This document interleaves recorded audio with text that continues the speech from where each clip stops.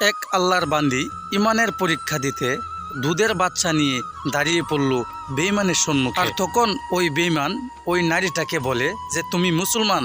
তখন নারী বলে যে হ্যাঁ আমি মুসলমান।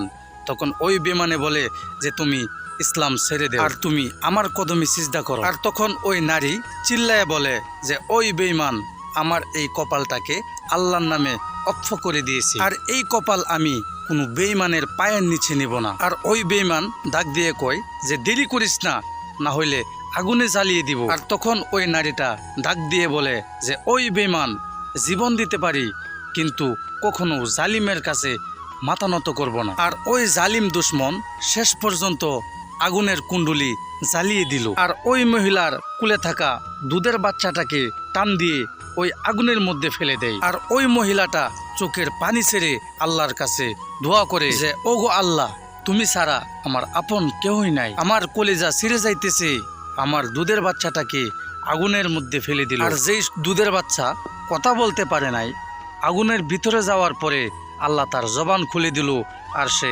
কথা বলতে আরম্ভ করলো।